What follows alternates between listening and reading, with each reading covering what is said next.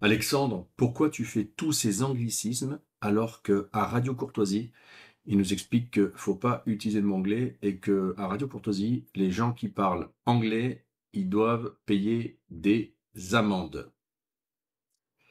Bonjour et bienvenue sur une nouvelle vidéo sur ma chaîne YouTube, la chaîne du Frucien. Sur cette chaîne YouTube, je vous parle principalement de la Russie.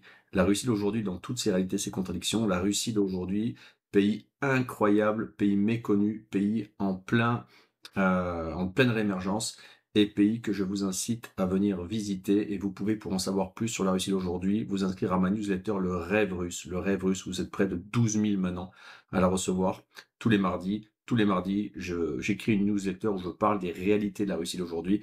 Et vous pouvez donc vous inscrire. Je mettrai le lien dans le descriptif de cette vidéo. Et vous pourrez, vous aussi, où que vous soyez dans le monde, recevoir des nouvelles de Russie. Des nouvelles réelles, des nouvelles justes, des nouvelles pas corrompues, des nouvelles vraies, des nouvelles des réalités de la Russie d'aujourd'hui. Alors aujourd'hui, une petite vidéo parce que très souvent, on me fait des commentaires du genre, mais pourquoi tu utilises un mot anglais?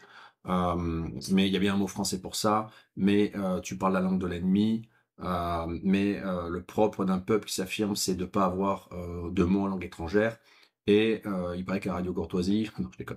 Alors je voudrais répondre à ça et je voudrais répondre et surenchérir. Je vais d'abord répondre, après je vais surenchérir. Je pense que vous devriez faire de l'anglais en premier lieu avant de partir de France pour aller vous installer ailleurs et y compris en Russie. Si vous êtes français, si vous ne parlez pas anglais, si vous voulez déménager en Russie, la première chose à faire peut-être, si vous n'êtes pas doué en langue et si vous ne progressez pas rapidement en russe, c'est de faire de l'anglais. Pourquoi faire de l'anglais quand on est français pour aller habiter à l'étranger? Pourquoi faire de l'anglais quand on est français et qu'on veut déménager en Russie? Et je vais vous expliquer pourquoi. Parce que les gens de Radio Courtoisie, ils vivent en France, ils vivent en métropole, ils vivent dans le centre du monde sans doute, qu'est la France d'aujourd'hui, et ils pensent que il faut parler français en France. Là-dessus, ils ont bien raison, et ils pensent que il faut pas utiliser de mots anglais ou d'anglicisme parce que ça voudrait dire que déjà mentalement, on est en quelque sorte en train de se faire captiver par la langue de l'ennemi. Alors, il y a du vrai, hein, il y a du vrai, mais il y a surtout du faux. Du faux. Je vais vous expliquer pourquoi c'est faux. Tout d'abord, la chose, c'est qu'en fait, vous allez vous apercevoir que, en dehors du centre du monde qu'est la France, eh bien, vous allez vous apercevoir que les gens ne parlent pas français, en fait. Alors, vous allez pouvoir aller dans des pays arabes, africains, qui sont des anciennes colonies. Dans ces pays, vous allez trouver des gens qui parlent votre langue, qui parlent français. Vous allez trouver des gens qui parlent français au Maroc. Vous allez trouver des gens qui parlent français en Algérie, en Tunisie, au Congo, au Cameroun. Alors, si c'est des pays dans lesquels vous voulez habiter, c'est très bien, vous parlez français comme eux, et vous allez vous installer là-bas, et il n'y a pas besoin de faire de russe, et pas besoin de faire d'anglais.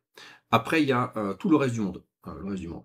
Dans tout le reste du monde, hormis la France, la Belgique, la Suisse et les ex-colonies françaises, eh bien, on ne parle pas français en fait. On parle peu français. Pourquoi est-ce qu'on parle peu français? On parle peu français parce qu'il n'y a pas de culture de francophonie, il n'y a pas de culture de francité. Et surtout, la première langue qu'on apprend à l'international, c'est l'anglais. On apprend l'anglais. C'est une grande victoire du monde anglo-saxon sur l'Europe. C'est d'avoir imposé leur langue, l'anglais, comme langue mondiale. Et donc, si vous voulez aller habiter en Chine, en Russie,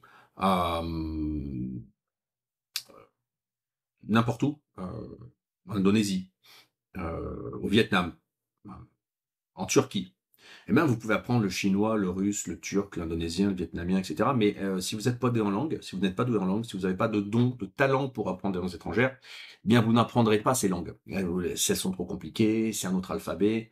Donc, vous allez être avec la situation suivante, c'est que vous allez être dans l'incapacité d'apprendre la langue du pays dans lequel vous vivez, et vous allez être dans l'incapacité de communiquer à minima avec les gens de ce pays, parce que les gens de ce pays, leur première langue étrangère, leur première langue, ça va être quoi? Ça va être l'anglais. Parce que dans le monde, on parle beaucoup plus anglais que français. Et quand vous allez être en Russie, eh bien, vous allez vous apercevoir que à peu près 10% de la population euh, parlote anglais, et vous allez vous apercevoir que 1% de la population parle ou parlote français. Et que donc, dès que vous allez vouloir communiquer avec des jeunes, quand vous êtes jeune, vous voulez communiquer avec des jeunes, les jeunes russes, ils n'apprennent pas le français, ils apprennent l'anglais, ils apprennent le chinois, ils apprennent les langues globales, les langues de domination, les langues de centre de pouvoir. Paris, l'Élysée, n'est plus un centre de pouvoir pour la jeunesse russe. Il y a toujours des romantiques, il y a toujours des jeunes filles qui ont envie d'habiter, d'avoir un mari français, donc elles apprennent le français, mais ça s'arrête là. Il y a une intelligentsia, actuellement qui parle assez bien le français, mais parce qu'elle l'a appris à l'époque où la France était un centre de pouvoir. C'est-à-dire jusqu'à il y a encore, 30 ans, 30 ans, 40 ans. Donc il y avait encore, la l'image relativement fraîche de la France gaulliste et donc on apprend le français. Voilà, donc aujourd'hui, dans la Russie de 2024, de fin 2024 et la Russie 2025 dans laquelle on se prépare à entrer, eh ben, qu'est-ce qui se passe? La jeunesse, elle parle anglais, elle parle chinois. Parle français, peu de gens.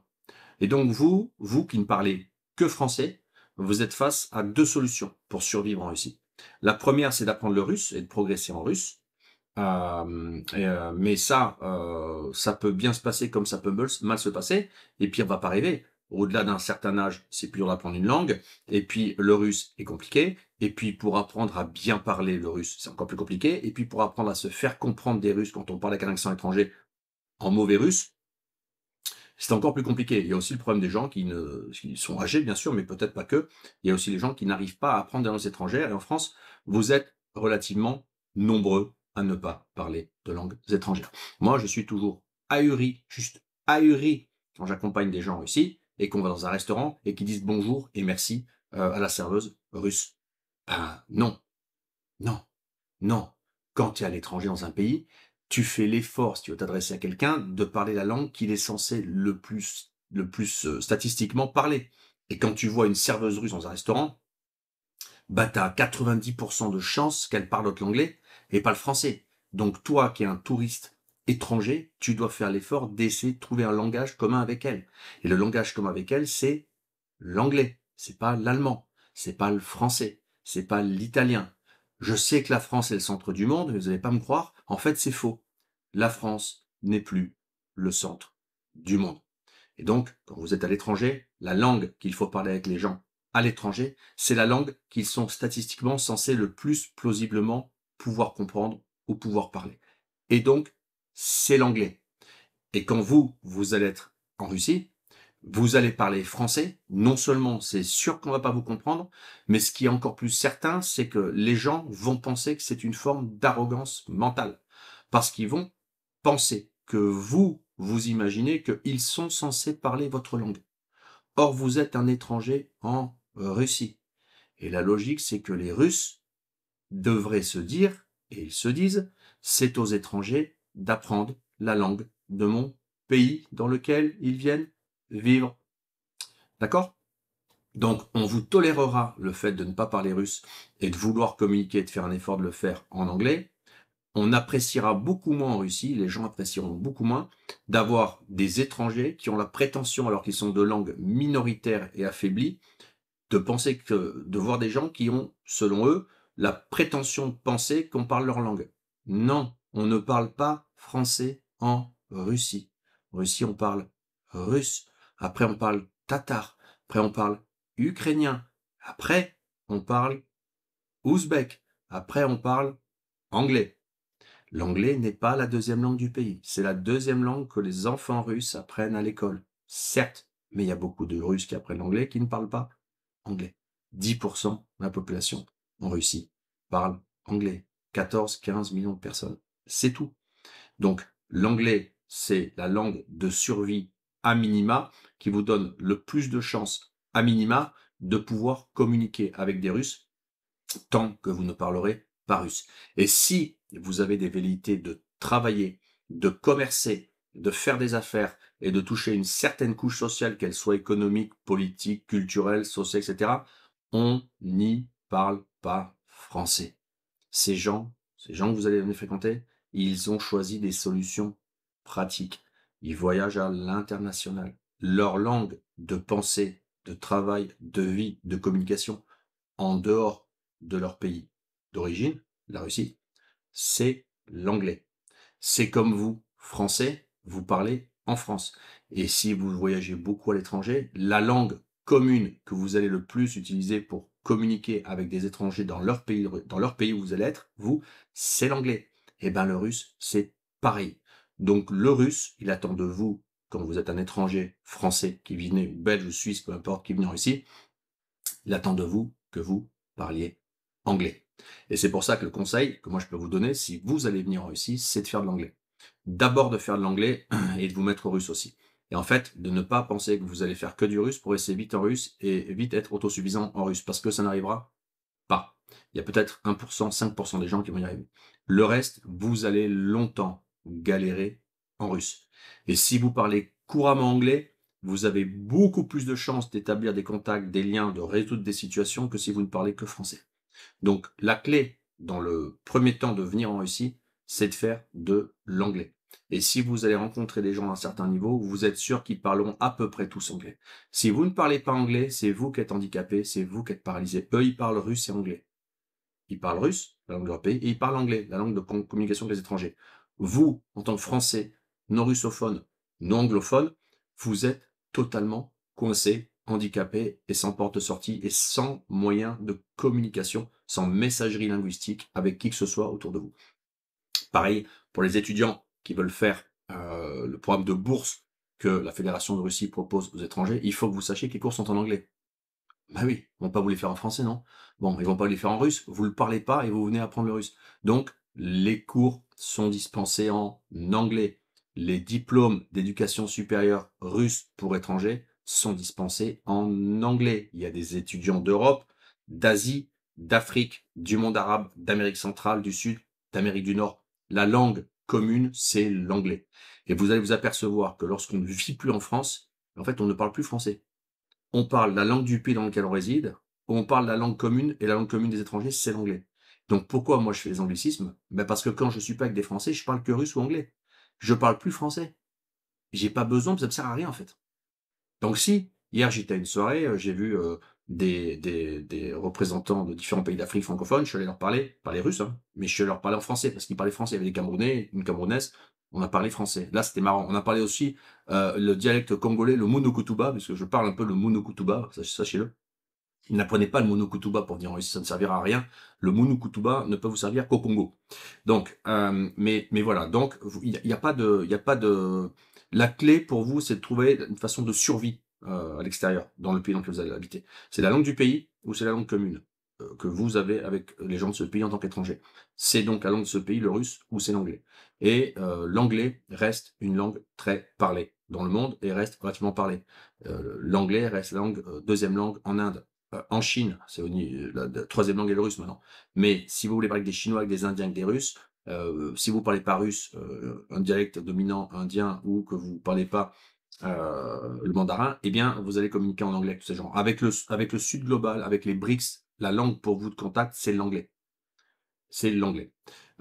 Et donc, pourquoi je fais des anglicismes aussi? Parce que dans mon métier, qui est les ressources humaines, il y a énormément de vocabulaire anglo-saxon, il y a énormément de termes anglo-saxons, et donc l'esprit des gens qui travaillent dans les RH, c'est d'avoir souvent en fait des termes anglo-saxons, parce que le vocabulaire professionnel est anglo-saxon.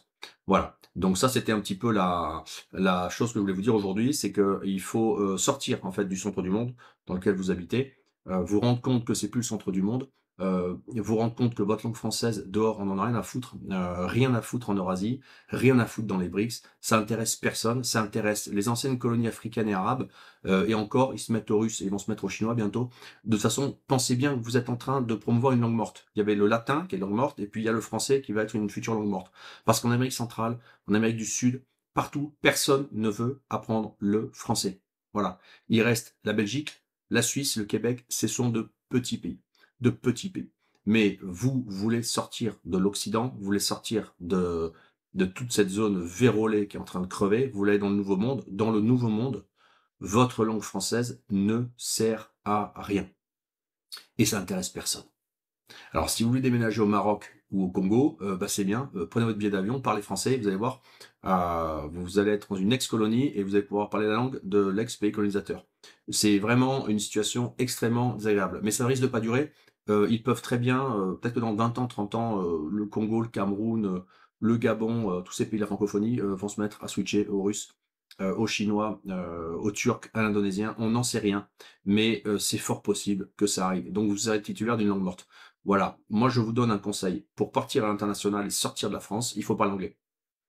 D'abord parler anglais. parler anglais suffisamment pour vous donner des ressources de capacité de survie et savoir que quand vous serez en Russie, avec l'anglais, vous avez beaucoup plus de chances de communiquer et de régler les problèmes qu'avec le français. Mettez-vous à l'anglais, préparez votre projet Russie. Faites du russe en tâche de fond, en toile de fond. La Russie, apprendre le russe, c'est un marathon de 150 km, il est très très long. C'est long, ça prend 3 ans, 4 ans, 5 ans. Pour vous mettre à niveau en anglais, c'est beaucoup plus rapide. Donc avant de prévoir votre voyage de découverte en Russie, avant, vous faites du russe à minima pour votre séjour. Et quand vous vous dites je vais partir en Russie, faites d'abord une mise à jour en anglais, parce que c'est cette mise à jour en anglais qui va vous permettre, en vivant en Russie, de survivre linguistiquement le temps que vous n'arriviez, que vous arriviez ou pas, parce qu'on ne le sait pas, à apprendre le russe. Imaginez que vous êtes dans une situation où vous n'arrivez pas à apprendre le russe, vous êtes coincé en Russie, vous parlez pas russe, ça prend pas, et vous ne parlez que français. Eh bien, vous êtes extrêmement coincé, vous êtes extrêmement réduit structurellement sur la communication, sur le fait d'échanger, de socialiser, de résoudre des problèmes. Vous êtes complètement isolé et vous allez être contraint à ne fréquenter que des Français. Ou alors vous n'allez être contraint qu'à ne fréquenter que des Russes francophones qui sont une minorité sur le plan numérique et qui sont peut-être pas forcément les gens que vous souhaiteriez fréquenter, parce que peut-être que c'est des gens qui ont appris la langue française parce qu'ils apprécient la France d'aujourd'hui, peut-être qu'ils apprécient la Macronie, peut-être qu'ils apprécient les valeurs européennes et qu'ils pensent que la langue française, c'est une carte de sortie pour eux pour pouvoir s'enfuir, pour vivre en France.